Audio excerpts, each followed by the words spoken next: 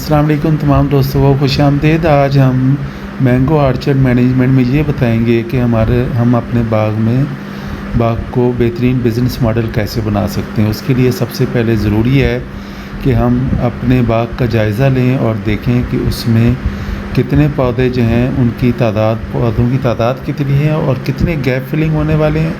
उसके बाद हम देखेंगे कि उसमें कमर्शियल वैराइटीज़ कितनी हैं और जो देसी वैराइटीज़ हैं, जो वैराइटीज़ मतरूक हो चुकी हैं, वो कितनी हैं। तो सबसे पहले हमने पौधों की तादाद को पूरा करना है और दूसरे नंबर पर हमने अपनी वैराइटीज़ को कमर्शियल वैराइटीज़ के साथ रिप्लेस करना है।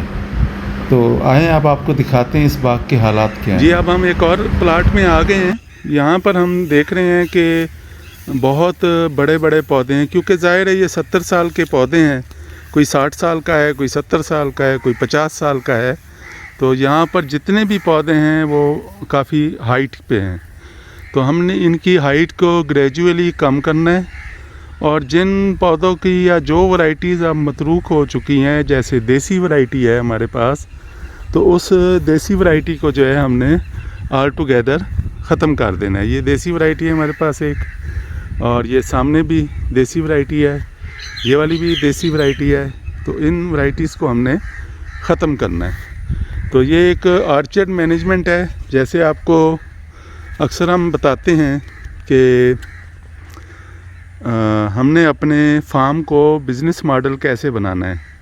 तो नंबर 1 तो ये है कि इसकी हम हाइट जहाँ पे कम कर सकते हैं उसे हम ग्रेजुअली कम करेंगे और उसको एक ख़ास तरीका होता है, उसको अपनाते हुए कम करेंगे।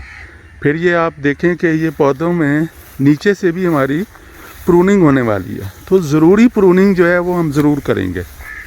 जैसे ये पौधे बिल्कुल जो हमारे इस वक्त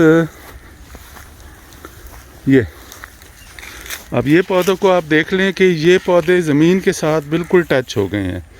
तो जितनी भी ब्रांचेस वो जिनका रुख ज़मीन की तरफ है, उन ब्रांचेस को हमने रिमूव कर देना है। जैसे ये पूरा एक बड़ी जो है वो शाख है जो बिल्कुल नीचे की तरफ आके और ज़मीन के साथ लेट गई है। तो ऐसी शाख जो है इसको हमने ख़त्म करना है और ये हमने इनको अपने दरख्तों में नहीं रखना। अब ये अनवर अटोल का इतना बड़ा पौधा है, आप इसकी हाइट देख लें। ये तकरीबन 80 से 90 फुट की ऊंचाई पर इस वक्त मौजूद है। अच्छा, अनवर अटोल को अगर हम इतने बड़े पौधे से बामुश्किल अगर 50 पेटियां ले रहे हैं तो उस 50 पेटियों का भी हमें वो रेट नहीं मिलेगा। तो अगर यहीं पर ये हमारा कोई सिंदड़ी या कोई और पौधा होता तो वो हो सकता है कि इससे ज़्यादा रेट भी हमें दे रहा होता और हमें वज़न भी दे रहा होता या नवाबपुरी चौंसा होता। तो हमने इस सोच को भी बदलना है कि हमने अनवर अटोल ही रखना है या दुशहरी ही रखना है। हमने अपनी कमर्शियल वैराइटीज़ के ऊपर फोकस रखना है और कमर्शियल वैराइटीज़ जो हैं उनके ऊपर हमने सारा जो है वर्क करना है। आपको एक दिखा रहे थे कि रिजुविनेट कैसे करना है हमने, और नीचे से घेरे के अंदर जो है वो कैनोपी के नीचे जो है वो हमने अपने जो बाग है उसको कैसे मैनेज करना है। आप माशाल्लाह पढ़े लिखे हैं और नौजवान हैं, तो आपको अब ये शौक़ हो रहा है कि इस ऑर्चर्ड को जो है ना वो बेहतर किया जाए। तो आपकी क्या सोच है? आप ये 40 एकड़ का जो ऑर्चर्ड है इससे इस वक्त कितनी इनकम ले रहे हैं और आपका टारगेट क्या है?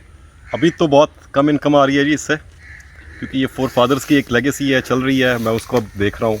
तो इंशाल्लाह इसलिए आपको आज तकलीफ़ दी है, आपके मशवरों पे अमल करेंगे और इसको इंशाल्लाह उम्मीद है कि बहुत जल्द इसको एक बिज़नेस मॉडल बनाएंगे। जी, थैंक यू। अब आपको दिखाते हैं कि इसी एकड़ में जहाँ हम खड़े हैं काफ़ी सारे एरिया ऐसे है जहाँ पर पौधे ही मौजूद नहीं हैं। तो जब हमने अपने बिज़नेस मॉडल पे जाना है तो हमने अपनी गैप फिलिंग को जो है ना वो बहुत ज़्यादा उसके ऊपर फोकस रखना है। अब आप ये देख लें कि यहाँ पर भी इस एकड़ में हमें काफ़ी सारा एरिया ऐसा है जहाँ पर अच्छे खासे पौधे हम लगा सकते हैं। तो हम हमेशा ये कहते हैं, आपकी लेट से कि इस वक्त इनकम बाग की अगर 1 लाख रुपया है तो पहले स्टेप में 2 साल के अंदर अंदर हमें इसे 500,000 पे लेके जाना है और 4 साल में इसे हमने 1 मिलियन पे लेके जाना है। और वो उसी सूरत में जाएगा जब हम अपने बाग में कमर्शियल वैरायटीज़ को जो है वो इनकॉर्पोरेट करेंगे, अपनी गैप फिलिंग करेंगे, पौधों की तादाद को ज़्यादा करेंगे और पौधों के कद को छोटा करेंगे। तो ये सारी चीज़ें हैं, इसको बिल्कुल एक प्लान बना के हमें चलना पड़ेगा। और इसके लिए हमारे पास एक ऐप है, फार्मदार ऐप। वो फार्मदार ऐप जो है वो आप घर बैठे अपने आर्चर्ड का जो है एरियल व्यू ड्रोन के ज़रिए, वैसे तो हम देख रहे होते हैं, लेकिन ये हम गूगल मैप से और जो स्पेशल इसकी एक इमेजिंग है तो उसके ज़रिए जब हम देख रहे होंगे तो फार्मदार जो है इस काम में हमारे लिए बहुत ज़्यादा इफ़ेक्टिव होगा। और इंशाल्लाह हम फार्मदार से जो है इस आर्चर्ड और इन जैसे बहुत सारे आर्चर्ड्स को हम मैनेज करेंगे। अभी यहीं पे रहते हैं और देखते हैं हम फर्दर इसमें हम क्या एक्टिविटी कर रहे हैं। अस्सलाम वालेकुम। आज माशाल्लाह मौसम भी बहुत अच्छा है, बारिश हुई है और आप मेरे बैक पे भी देख रहे हैं कि पौधे जो हैं बिल्कुल नीट एंड क्लीन और बहुत अच्छे हो गए हैं। और आपको इधर भी दिखाते हैं, ये पौधे जो हैं बारिश के बाद माशाल्लाह इनकी जो है वो हेल्थ जो है और पत्ते जो हैं बिल्कुल साफ़ सुथरे हो गए हैं। लेकिन इसमें वही प्रॉब्लम आ रहा था कि ये इसी आर्चर्ड में आप देख लें इस दरख्त का कि ये बिल्कुल ज़मीन के साथ लेटे हुए हैं। तो इस प्रूनिंग को जो है हमने इस आर्चर्ड में, इस आर्चर्ड की प्रूनिंग जो है वो बहुत ज़रूरी है। अब ये हमने नया आर्चर्ड लगाया है 25x25 पर। तो इसका भी क्योंकि 2 साल हो गए हैं लगे हुए, तो इसका ये है कि जो प्लांट टू प्लांट है हम 25 फुट है जो शुमाल जनूब लगा हुआ है प्लांट, तो इसके बीच में हम कम से कम 2 पौधे और लगाएंगे। जब हम 2 पौधे और लगाएंगे तो इसका जो फासला है वो 25x5 फुट 8 फुट हो जाएगा।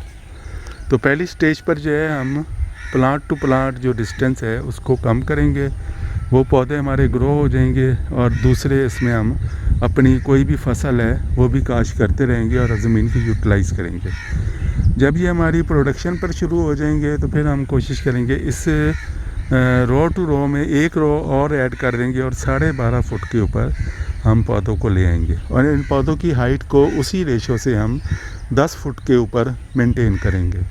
तो इंशाल्लाह हमारा ये एक आइडियल जो है वो हाई डेंसिटी आर्चर्ड जो है मैंगो स्मॉल ट्री सिस्टम में बन जाएगा और हेज रो सिस्टम पर होगा और बेहतरीन प्रोडक्शन वाला एक आर्चर्ड जो है वो इंशाल्लाह यहाँ डेवलप होगा।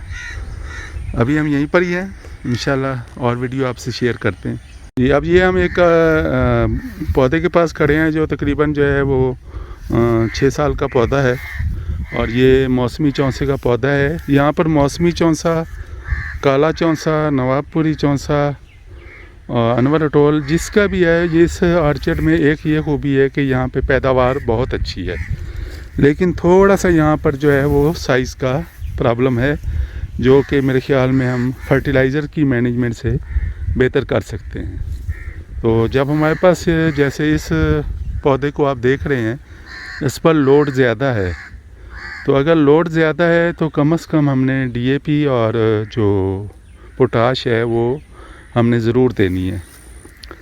अब पौधों ने जो है ये आपके पास यहाँ पे है, देख रहे हैं आप, बेहतरीन फ्लश जो है वो पूरे सीज़न में उठा रहे थे और इस वक्त भी उठा रहे हैं। तो इसका मतलब ये है कि हमें इस साल जो है वो यूरिया का इस्तेमाल बहुत कम करना है।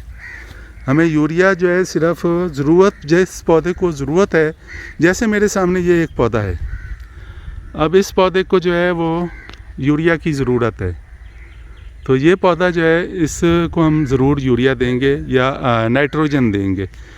यूरिया में से मुराद जो है ना वो नाइट्रोजन ही होती है, नाइट्रोजन इस फर्टिलाइज़र जिसमें अमोनियम सल्फेट है, यूरिया है या कैल्शियम अमोनियम नाइट्रेट है या अमोनियम नाइट्रेट है, तो उनमें से जो भी हम इस्तेमाल करते हैं माजी में तो वही हम देंगे। इस पौधे को, जो ये छोटा पौधा है, इसको ज़रूरत नहीं है। ऐसे ही एक और पौधा ये नज़र आ रहा है, इसको ज़रूरत नहीं है।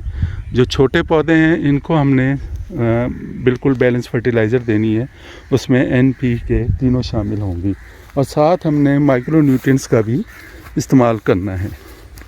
और जब खाद दे देनी है, खाद देने के बाद हमने नाइट्रिक एसिड जो है वो भी ज़रूर इस्तेमाल करनी है। ये हम इस वक्त कोटला मूसा खान में खड़े हैं। ये आप सामने देखें, एक बारिश के बाद फर्दर इसमें जो है वो नाइट्रोजन ऐड हो गई है और ये पौधा भी आपके सामने है जिसके ऊपर नई फ्लैशेस निकली हुई हैं। और इंशाल्लाह जब ये मैच्योर होंगी तो अगले साल हमारे पास जो है वो एक बेहतरीन फ्रूटिंग जो है ना और फ्लावरिंग मौजूद होगी इंशाल्लाह। तो इस वक्त भी मौसम अबर आलूद है और बारिश का इम्कान है।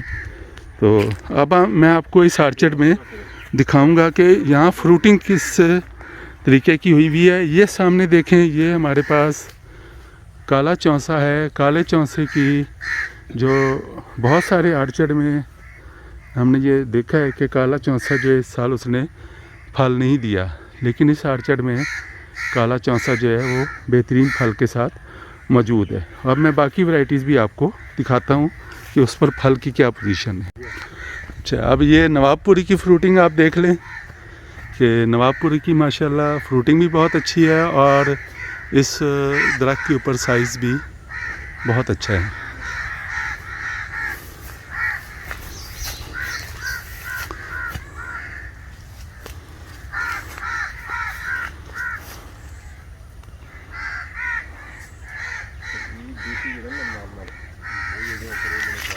ये देख लें,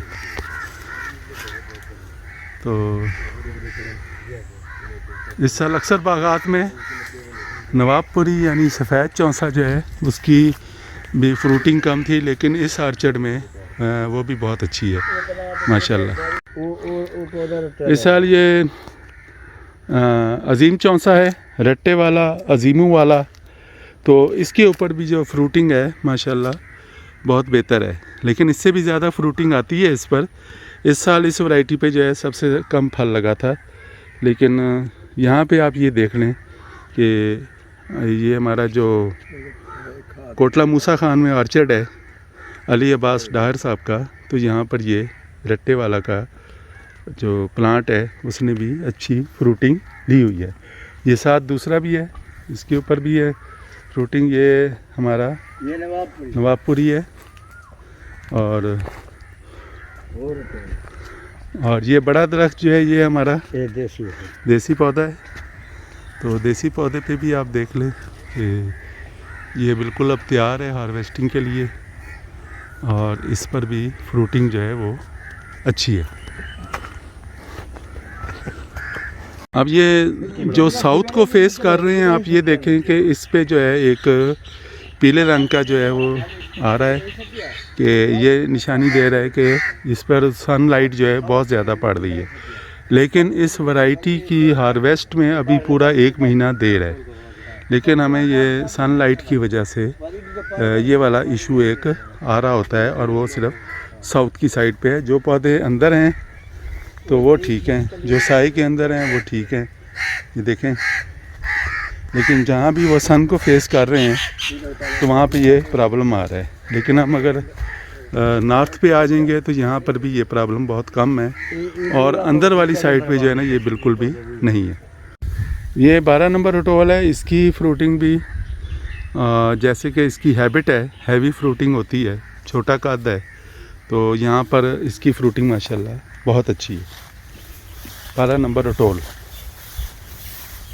चारों तरफ से आपको दिखा देते हैं कि हर तरफ से इसकी फ्रूटिंग भी है, क्वालिटी भी है और माशाल्लाह अभी ये मज़ीद साइज़ भी गेन करेगा, तो इसका साइज़ भी बेहतर हो जाएगा और फ्रूटिंग भी मज़ीद क्वालिटी इसकी बेहतर होगी। और ये फिर अजीम चौंसा आ जाता है और अजीम चौंसा का ये आप कलर देख लें, ये इसमें भी 2 कलर आते हैं। माली साहब आपको पता है ये 2 किस्म का है अजीम चौंसा या एक ही है? हम ये एक थोड़ा गहरे रंग का होता है, काले रंग का, लेकिन ये सबसे अच्छा कलर है। आप ये देखें, बिल्कुल ये वाइट अजीम चौंसा है, इसको हम कहेंगे। वो आगे कौन सा है अर्चे? वो भी देखें आप, तो यहाँ पर अजीम चौसा बहुत कम बागात में इस साल आपको इतना अच्छा फल नज़र आएगा जितना कि इस बाग में है। और ये भी एक्सपोर्टेबल वैरायटी है और इसका पिछले साल जो रेट था वो 9 से 10 हज़ार रुपये मन था। तो इस साल तो बल्कि और फसल कम है, तो इस साल उम्मीद है कि ये 9-10 हज़ार रुपये मन इस साल भी ये ज़रूर सेल होगा। ये देखें, इसकी फ्रूटिंग हैबिट बहुत ज़बरदस्त है, हैवी बेरिंग है और क्लस्टर शेप में फ्रूट लगता है और फ्रूट भी नीट एंड क्लीन है। मैं आपको ये और करीब से दिखाता हूँ कि ये देखें आप इसका फ्रूट,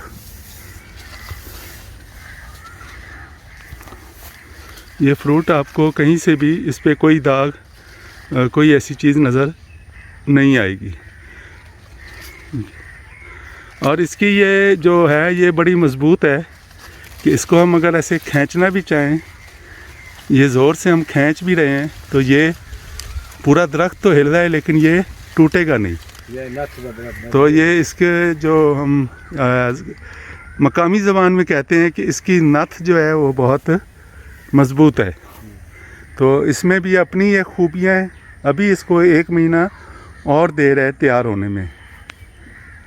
इस आर्चर्ड का अब हम आपको बताते हैं कि यहाँ पर 1000 मन जो है वो सफ़ेद चौंसा है, 1000 मन जो है वो हाड़ी और दूसरी वैरायटीज़ हैं और तकरीबन जो है 300 से 400 मन जो है वो अजीम चौंसा है।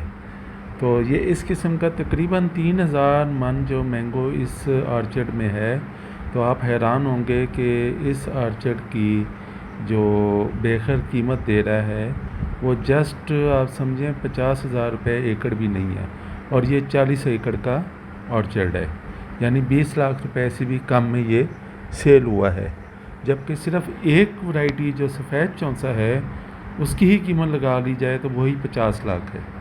तो इसलिए मैं आपको बार बार कह रहा हूँ कि अपने बाग को समझें, अपने बाग पर तवज्जो दें। वसाइल आपके ऑर्चर्ड में मौजूद हैं, सिर्फ़ आपकी तवज्जो की ज़रूरत है और आप अपनी इनकम को डबल से लेके 4 गुना और 10 गुना तक कर सकते हैं।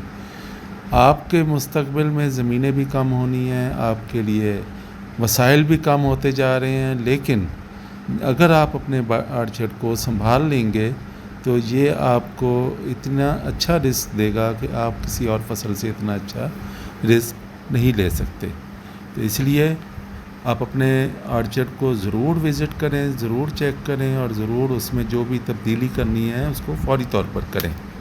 मैं यहाँ से इजाज़त चाहूँगा। हमारी फार्मदार ऐप जो है वो आप देखते रहे, उसको डाउनलोड करें और उसके साथ आप रजिस्टर्ड ज़रूर हों। Thank you very much.